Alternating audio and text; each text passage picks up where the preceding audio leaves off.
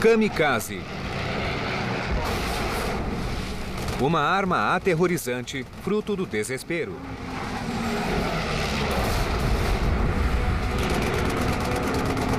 Pilotos japoneses empenhados em uma missão impensável: morrer tragicamente como bomba humana. Agora, através de animação por computador, veremos cenas inéditas dos ataques suicidas. No convés com marinheiros americanos em pânico e nas cabines dos kamikazes, enquanto aviões suicidas e mísseis se lançam para a destruição.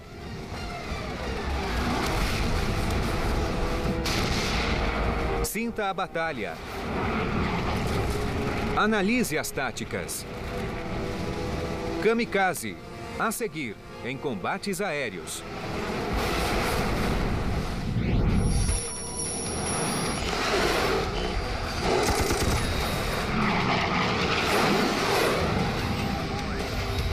Combates aéreos. Kamikaze. 25 de outubro de 1944, 10 horas da manhã. 9 bombardeiros Zero japoneses cortam o Golfo de Leyte nas Filipinas.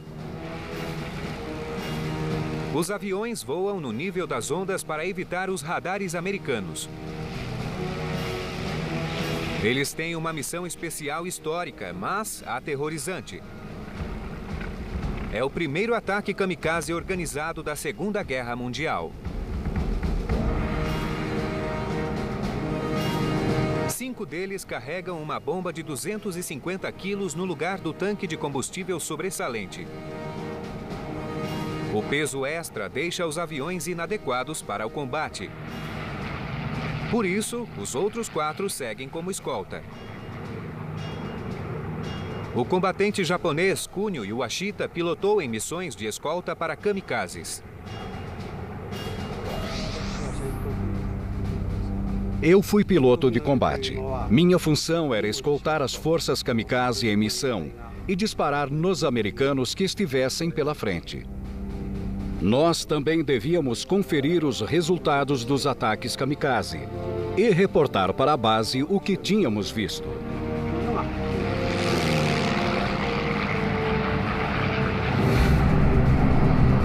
Na liderança dos aviões suicidas está o tenente Yukio Seki. Sua missão é procurar os navios que protegem a força invasora aliada nas Filipinas, um pequeno grupo-tarefa naval americano chamado TAF-3. Horas antes, essas embarcações haviam sido atacadas pela Marinha Japonesa.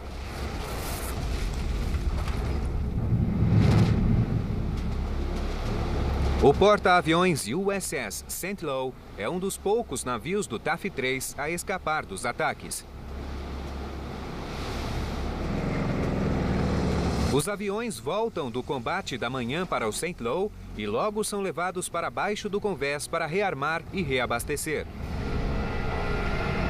Ninguém pode imaginar o que está para acontecer. Orville Betar era eletricista naval do St. Louis. Eu não sabia dos kamikazes. Eu sabia dos bombardeiros. Mas nunca tinha me ocorrido que alguém fizesse isso de propósito. Às 10 horas e 45 minutos da manhã, os kamikazes avistam os navios americanos alheios ao perigo. Eles sobem rapidamente para 1.500 metros, posicionando-se para um mergulho em alta velocidade. Os pilotos japoneses selecionam os alvos, as vulneráveis pistas de pouso dos porta-aviões. Os porta-aviões tornaram-se o alvo escolhido porque tinham um convés fino de madeira que podia ser penetrado pelos kamikazes e suas bombas. Às 10 horas e 49 minutos, o tenente Seki vê uma chance. Ele balança as asas para sinalizar o ataque. Ao mergulhar no USS White Plains, Seki é atingido por fogo antiaéreo e desvia para o St. Louis. Havíamos sido atacados antes, mas esse vinha abaixo. Vinha na nossa direção como se fosse pousar no nosso convés. Alguém atrás de mim abriu fogo com uma 12 milímetros que o atingiu, mas não o deteve.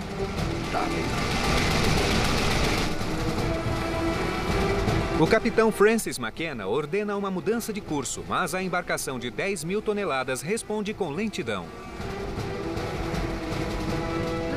Ele vinha a 450 quilômetros por hora. Ia se chocar em segundos. Podíamos tentar virar o navio, mas não tinha muito jeito. Às 10 horas e 53 minutos, Sec se aproxima da popa e mergulha no convés.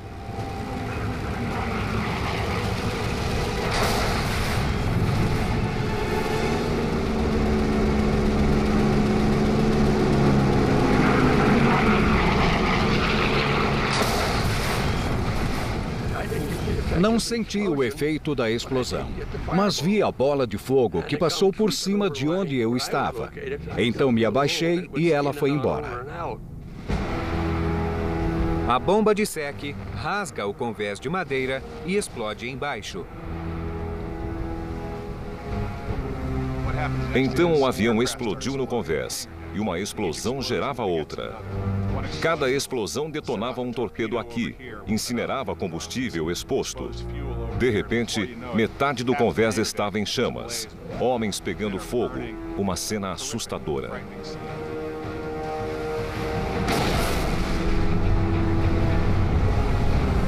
Tripulantes destemidos tentam conter o incêndio furioso, mas 7 minutos depois do primeiro ataque kamikaze, o St. Louis perde o prumo.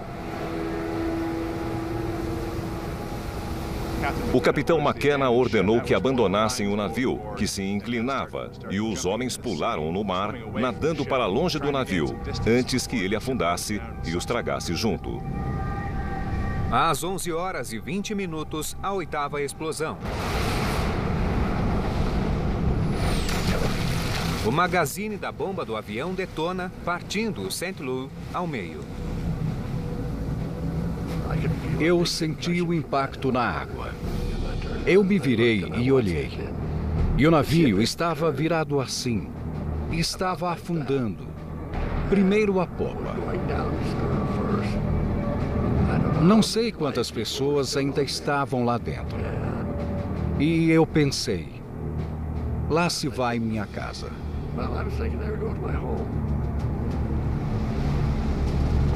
Às 11 horas e 25 minutos, o navio desaparece sob a superfície.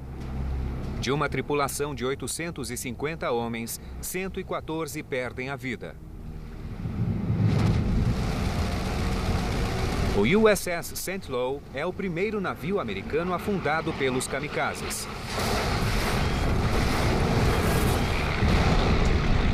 Uma cena hedionda que se repetiria cerca de 3.000 vezes até o fim da guerra, ceifando 5.000 vidas.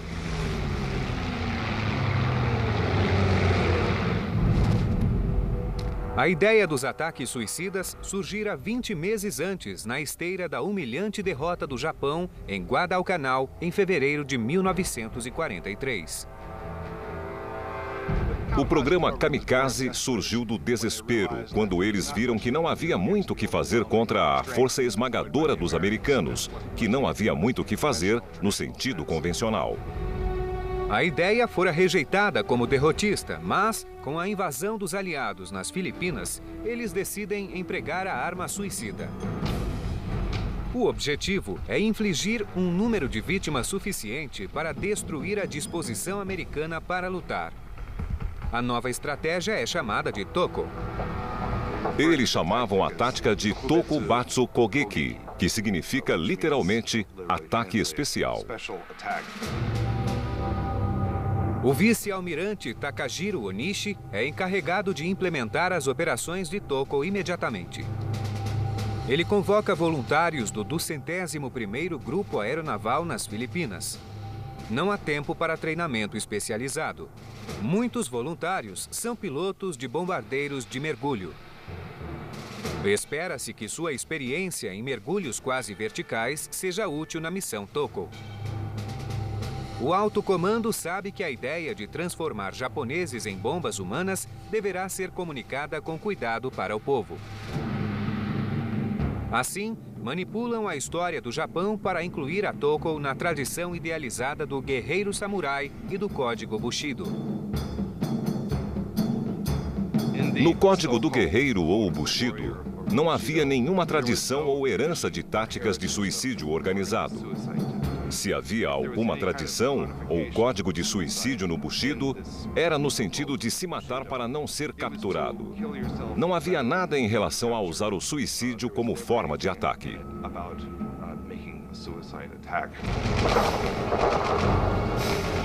O sucesso da primeira Operação Kamikaze no dia 25 de outubro de 1944 desencadeia uma onda de ataques. O alto comando da Marinha e do Exército recruta pilotos inexperientes para pilotar qualquer tipo de avião. Na invasão de Okinawa, em abril de 1945, grandes ataques kamikaze trazem esperança à situação desesperadora do Japão. Eles difundem a ideia de que um único homem, um único avião, poderia ser oferecido em troca de um porta-aviões americano, o que seria um sacrifício glorioso para o imperador. 16 de abril de 1945. O destroyer USS Laffey, escoltado pelos navios de reforço LCS-51 e 116, patrulha as águas ao norte de Okinawa. O navio está em missão de detecção por radar, uma nova tática de defesa que posiciona um anel de destroyers ao redor da força de ataque principal, criando um sistema precoce de alerta antiaéreo. O Laffey opera a Estação 1, a mais próxima ao Japão. Os 4 últimos destroyers a patrulhar essa área foram aniquilados por kamikazes. Ari Futrides era intendente no Laffey. Nós sabíamos que estar na frente, na linha de defesa, era perigoso, mas não sabíamos até que ponto. Às 7 horas e 44 minutos da manhã, o radar detecta um bombardeiro Val a 9 quilômetros se aproximando a bombordo. Os canhões de 127 milímetros do USS Laffey abrem fogo. A 4,5 quilômetros, o Val lança sua bomba e vai embora. Ele provavelmente só veio para dar uma olhada na situação e depois foi embora. Então, às 8 horas e 29 minutos, um enxame de 50 aviões japoneses aparece no horizonte. Os inimigos rodeiam feito abutres. O USS Laffey está prestes a sofrer o ataque kamikaze mais impiedoso da história.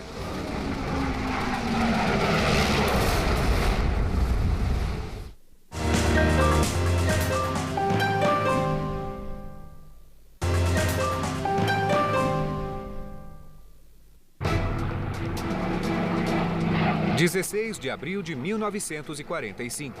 50 kamikazes cercam o destroyer USS Laffey. O enxame inclui bombardeiros de mergulho Val e Judy e torpedeiros Kate, aeronaves mais antigas equipadas para ataques suicidas.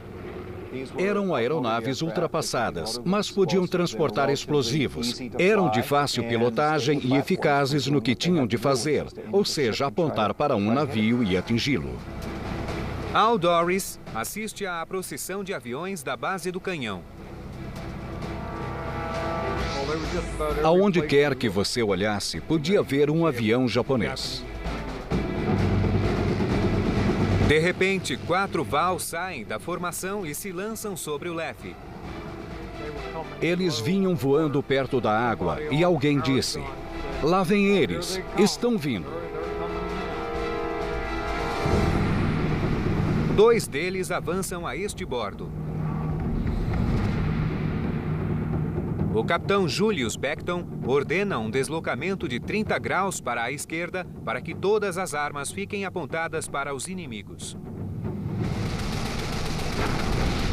O LEF dispara um fogo de barragem antiaéreo. Primeiro, a bateria principal com armas direcionadas por radar. Eles se aproximaram e nós disparamos as 40 mm.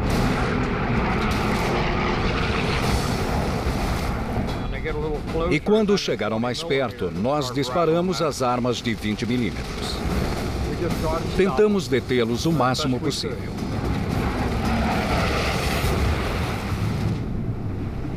O LEF abate os 2 primeiros agressores. Mas outros 2 VAL manobram para se aproximar pela popa. Um deles perde peças da fuselagem e acaba caindo na água. Os disparos são direcionados para o segundo VAL. O LEF mal consegue se recompor quando um Judy mergulha a 90 graus para este bordo. O Judy é um bombardeiro que alcança a velocidade máxima de 550 km por hora. Mas este escolhe um ângulo de ataque desfavorável.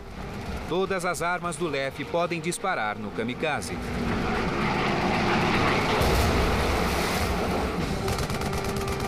Imediatamente, outro Judy se aproxima pelo lado oposto. A velocidade máxima do destroyer é de 64 km por hora e ele pode girar em ângulos fechados. O capitão Beckton ordena uma guinada de 30 graus para a direita.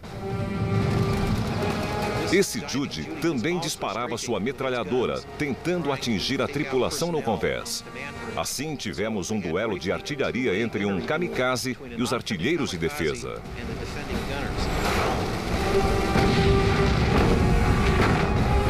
O Judy não é páreo para a bateria principal do LEF. A aeronave se desintegra. Mas sua bomba explode na água, lançando estilhaços mortíferos sobre áreas expostas do navio.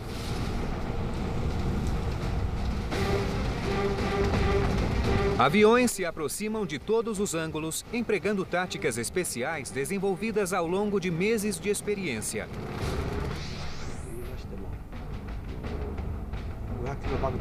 Um ataque kamikaze não é algo fácil de fazer. Você tem cerca de 500 quilos de explosivos a bordo. E você vem em grande velocidade de uma altitude muito alta. Atingir o alvo é muito difícil.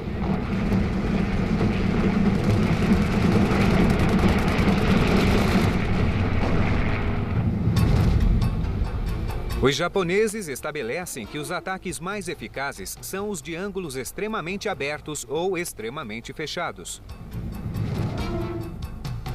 No ataque de ângulo aberto, os kamikazes se aproximam a 6.000 metros, inclinam 20 graus a 1.500 metros, depois fazem um mergulho a 50 graus em alta velocidade. Para o ataque de ângulo fechado, os kamikazes se aproximam a menos de 12 metros para se esconder do radar. Ao se aproximar do alvo, o piloto sobe para 500 metros para o mergulho final, contando com a velocidade e a gravidade para atingir o alvo mesmo que sua aeronave seja atingida. A missão Toko Ideal reúne kamikazes suficientes para empregar todas as táticas juntas. Exatamente o que LEF está enfrentando. Às 8 horas e 39 minutos, um VAL se aproxima a este bordo, a meia nau. O LEF manobra violentamente para desviar da mira do piloto. O LEF é agora um alvo menor. A embarcação tem 115 metros de comprimento, mas apenas 12 de largura. Isso certamente teve um efeito sobre o piloto do VAL, pois ele tinha de ficar mudando a mira para apontar o avião para o corpo do navio.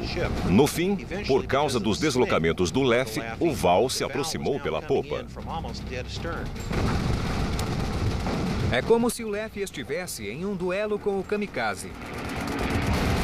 Ele percebe o erro, mas perde o controle do avião.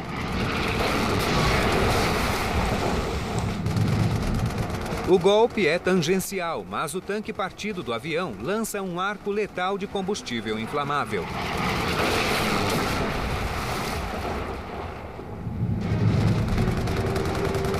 Então, o 9º kamikaze aparece.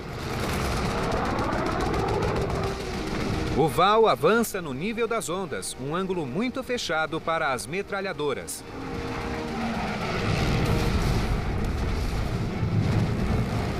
O avião se choca contra uma base de metralhadoras de 20 milímetros, matando 3 homens.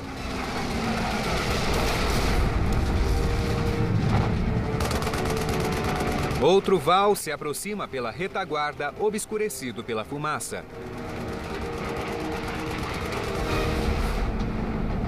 O massacre atinge os decks inferiores. Tripulantes envolvidos pelas chamas correm para cima.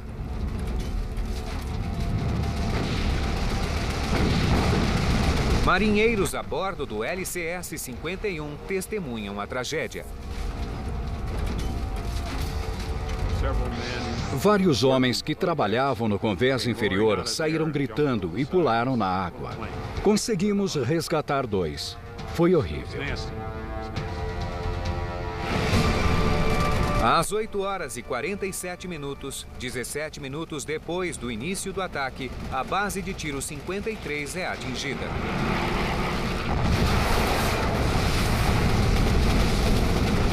O motor do Val atinge e destrói a metralhadora de 127 milímetros. O combustível do avião envolve a arma e explode em chamas. Havia 14 homens naquela base de tiro e 6 foram mortos. Parecia ser um padrão de ataque constante. Num determinado momento, lembro-me de pensar: meu Deus, isso nunca vai acabar. Em um ato de fúria, um kamikaze sobrevoa o LEF e aponta para o LCS-51 que navega a bombordo.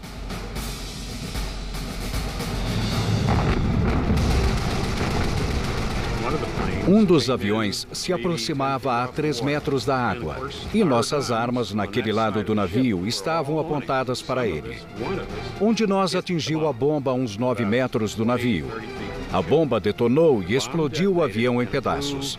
O motor voou na nossa direção.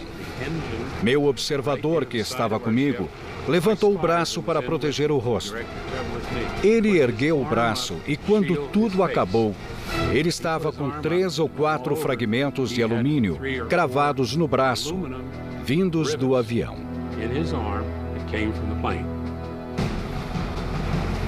No LEF, chamas tomam conta da cauda. O capitão Beckton é obrigado a diminuir a velocidade.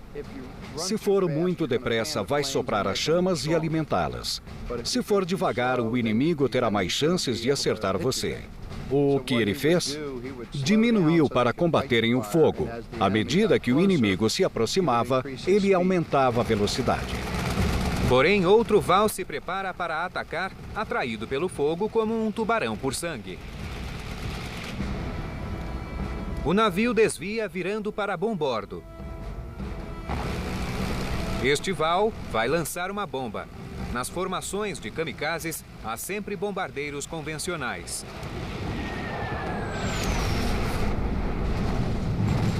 Uma única bomba de 250 quilos atinge o destroyer, fazendo o leme travar em 26 graus a bombordo. Ter o leme emperrado permanentemente naquele local significava que o navio só poderia navegar em círculos. O capitão Beckton poderia adotar variações como alterar a velocidade, fechar ou abrir a curva, mas sua capacidade de defesa estava bastante limitada. O fogo se alastra. Os lemes estão avariados. O LEF está perdendo as forças. –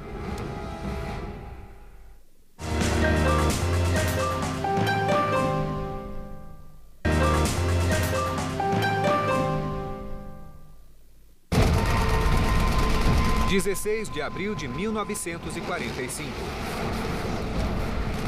O USS LEF está sendo massacrado por um enxame de 50 kamikazes. Agora, 4 Wildcats FM-2 do Esquadrão VC-94 decolam do porta-aviões Shamrock Bay para tentar salvar o navio. O piloto Carl Raymond testemunhou outros ataques kamikaze e entende a urgência de sua missão. Eles desciam e atingiam os navios. E quando eles atingiam um navio, que explosão! Raymond se aproxima e analisa a situação. Ele tem 4 chances contra 50 e os FM-2 só carregam 1.600 rajadas de munição disparadas em 45 segundos. Seu grande inimigo era o tempo. Precisava administrá-lo direito, acertando os alvos sem desperdiçar balas nem energia. Raymond precisa usar a velocidade e a agilidade do FM-2 para compensar a desvantagem. O FM-2 é uma versão atualizada do notável Wildcat F-4F. O novo avião conta com um motor mais forte de 1.260 cavalos. Ele supera facilmente os aviões obsoletos que atacam o LEF. Raymond e seu parceiro Dick Collier sobem 150 metros acima da esquadrilha kamikaze, apontam para um val e mergulham pela lateral. Raymond avança apontando suas metralhadoras de calibre 50. Mas seu parceiro entra desavisadamente na linha de fogo. Collier estava ao lado e se colocou entre nós. Eu não podia disparar, senão acertaria nele. Collier dispara e acerta.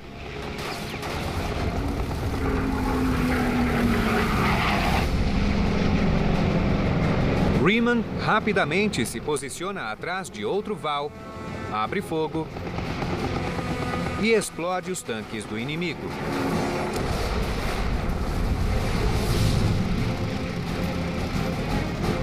Foi tão rápido que eles não puderam fazer nada.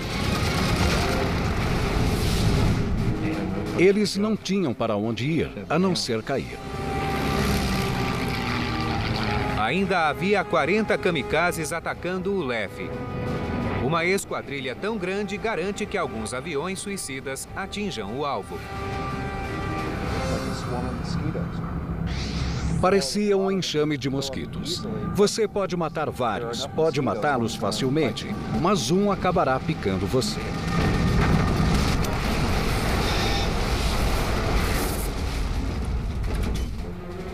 Horrorizado com a carnificina do LEF, Raymond escolhe um kamikaze para a desforra. Ele aponta para a cabine e acerta o piloto.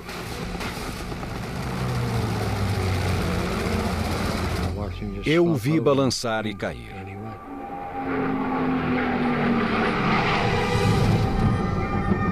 Esses pilotos kamikaze são praticamente iniciantes. A maioria dos pilotos japoneses experientes morrera ao longo de 3 anos de guerra. Eles tinham 2 dias para treinar a decolagem, 2 dias para voar em formação e 3 para aprender o mergulho para destruir um navio inimigo. Eles treinavam 1 semana e já saíam em campo para se tornar bombas humanas.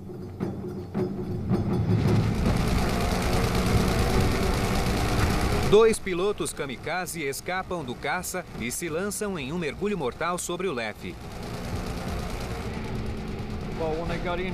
Quando eles chegavam bem perto, podíamos ver o piloto na cabine. E ele não estava olhando para os lados. Ele estava olhando para a frente. Ele apontava o avião na nossa direção. Não dá para imaginar o que se passa na mente de alguém que faz isso.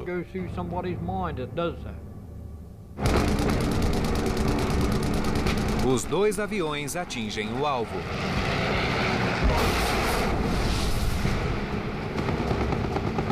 Raymond mantém o ataque, vai atrás do torpedeiro Kate e atinge o motor. Mas ele usa a última munição.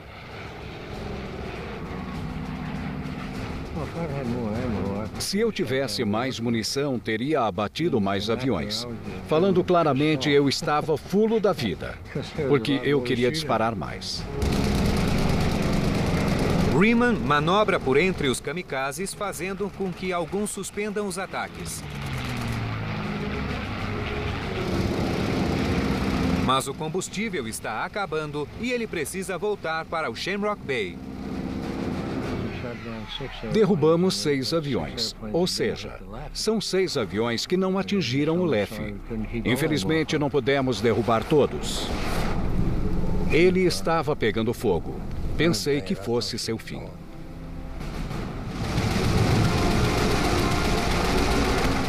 O Leffy fora atingido por 5 kamikazes e 3 bombas.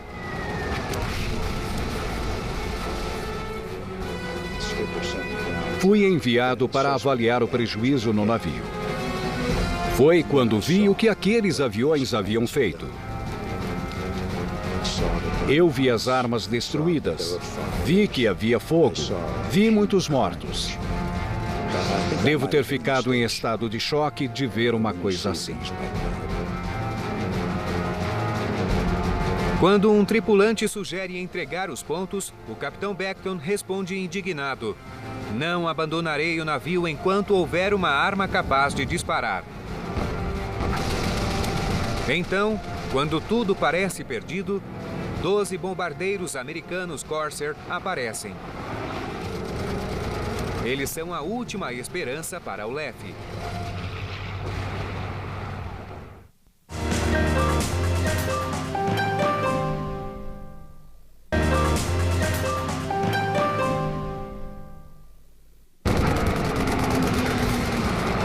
O USS Leffy sofre vários ataques de kamikazes.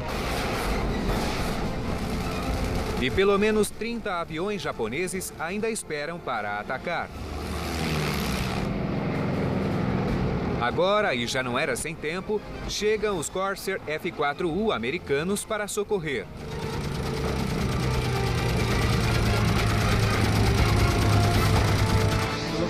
Olhamos para cima e lá estavam eles. Foi um alívio, porque eles passaram a cuidar dos japoneses. O Corsair F-4U era um dos bombardeiros navais mais avançados da guerra no Pacífico. Sua asa envergada atendia à necessidade de espaço do propulsor de 4 metros. Sua forma também reduzia a resistência aerodinâmica.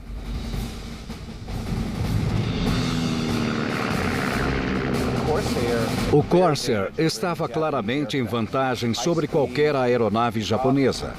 Era muito veloz, resistente, altamente manobrável e suportava bem os ataques. Volta e meia, os pilotos do Corsair arriscam a vida perseguindo os kamikazes em meio ao incêndio no Leffy.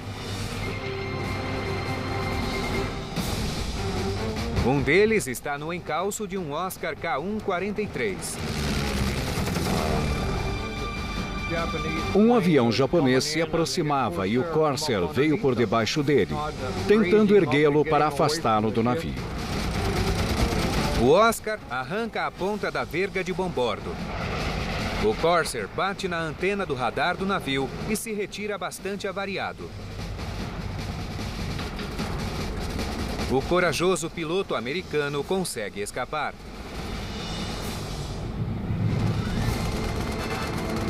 De repente, um Val ruma perigosamente para a ponte de comando, a estação de batalha de Arifutridis. Está bem vivo na minha memória. Havia uma bomba enorme debaixo do avião. Quanto mais ele se aproximava, mais a bomba crescia. E naquele instante, eu achei que ia virar estatística. Mas no último segundo, a base de arma 52 vira de bombordo para este bordo.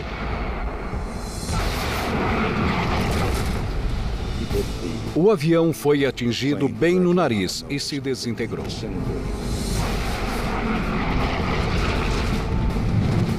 Eu me lembro disso claramente.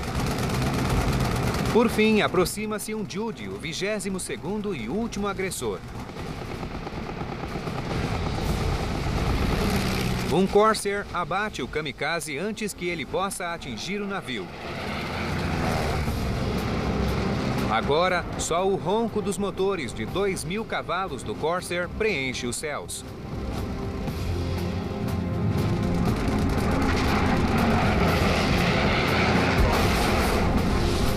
Após 80 minutos de combate, 6 ataques kamikaze e 4 bombas, o Leff continua flutuando. Da tripulação de 355 homens, 32 morrem e 71 ficam feridos. Mas o destroyer sobrevive para lutar mais uma vez. Eu perdi muitos amigos e muitos rapazes foram feridos. Isso me fez pensar na sorte que eu tive de não sofrer um arranhão.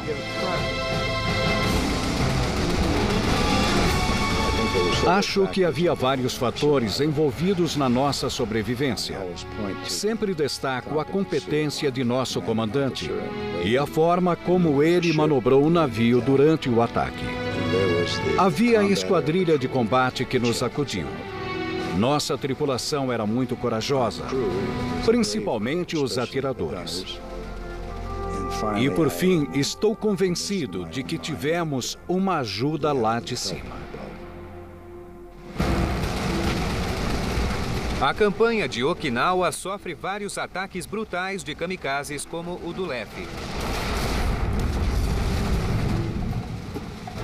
Ela também marca a breve aparição da arma suicida mais traiçoeira da Segunda Guerra, a Oka. –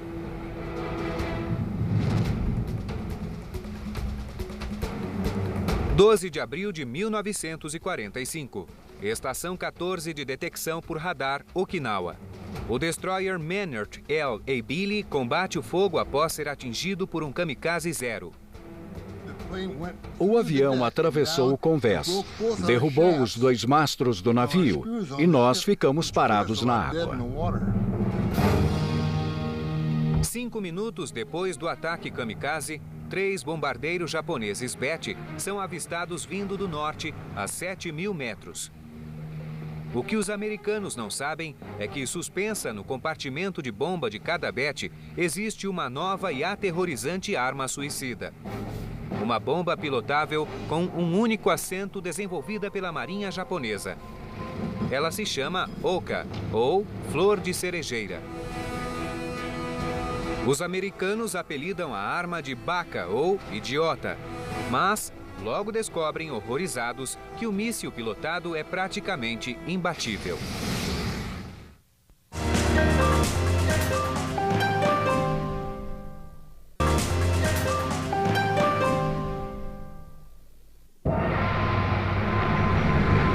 12 de abril de 1945. 3 bombardeiros Bet transportando mísseis kamikaze Oka se aproximam do destroyer avariado Maynard L. Abele. Em um dos bombardeiros, o tenente Saburo Dori acorda de um cochilo e ocupa o assento da Oka. O sistema guiado por um homem está pronto. A Oka é liberada. Seu mergulho começa com um voo planado. A 1 minuto do impacto, o tenente Dori aciona as potentes turbinas. A Oka faz o voo mortal rumo ao Abele a mais de 800 km por hora. O marinheiro Jim Morris detecta algo que nunca havia visto. Alguém disse, vejam aquilo. Eu olhei para cima e vi a bomba Baka se aproximando. Ela vinha a este bordo e eu olhei para o perigo que se aproximava. Aquilo me pareceu um torpedo voador. Eu não tinha ideia do que fosse. As armas de 127 milímetros do destroyer não se mexem. As de 40 e 20 milímetros abrem fogo contra o misterioso objeto.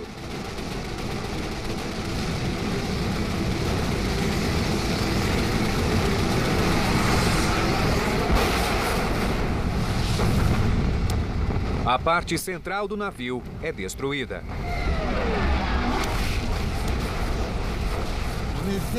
Quando aquilo bateu, o navio sacudiu inteiro.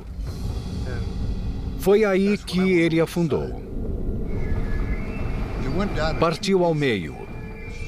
A popa afundou e a proa afundou assim.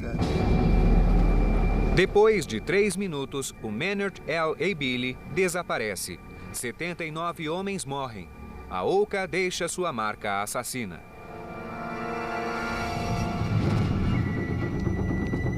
O programa de bombas pilotadas, conhecido como Fuzileiros do Trovão Divino, fora aprovado pela Marinha Japonesa em agosto de 1944. O piloto recém-formado Hideo Suzuki é chamado a participar. O comandante descreveu a arma como a mais inovadora, a mais poderosa e destrutiva, mas requeria nosso sacrifício absoluto. Eu sabia o tempo todo que a morte aguarda pilotos de guerra de uma forma ou de outra. Se meu comandante está convocando homens, eu me apresento.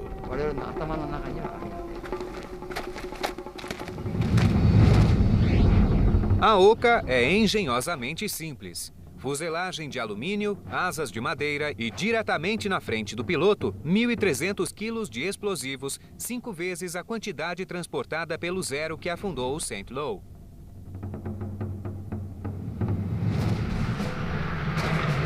Cada voluntário só podia fazer um arriscado voo de orientação em uma Oka desarmada e sem turbina.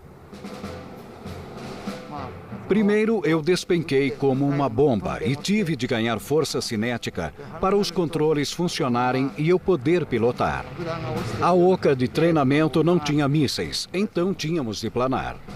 Numa operação real, eu disparava 3 mísseis para atingir o alvo.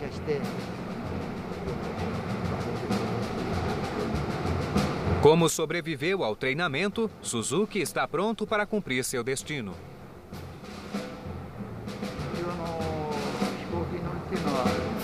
Se eu morresse, teria sido da forma mais eficiente e mais gloriosa, causando maior dano ao nosso inimigo. Não muito longe do Abele, um companheiro de Suzuki se lança na direção do destroyer USS Stanley. A bordo do navio, o operador de radar Irving Brewer avista o estranho objeto voador. Ele estava no convés quando eu o vi, bem próximo da água, o mais baixo possível. Me joguei no chão e comecei a rezar. A Oka se choca com a dianteira da embarcação a 1,5 metros da água. Não sei se vi a colisão, mas com certeza a senti. O nariz perfurante do míssil penetra a carcaça de aço do Stanley e sai do outro lado. Eles fizeram aquilo a 800 km/h. Sabíamos que devia ser algo movido a jato, pois não tínhamos nada tão veloz. Poucos minutos depois, mais uma Oka aparece. As armas do Stanley disparam furiosas. O piloto, talvez morto ou ferido, faz uma breve pressão sobre o manche. A Oka sobe um pouco, o suficiente para perder o alvo. Ao contrário do Abele, o Stanley sofre poucos danos e só 3 tripulantes ficam feridos.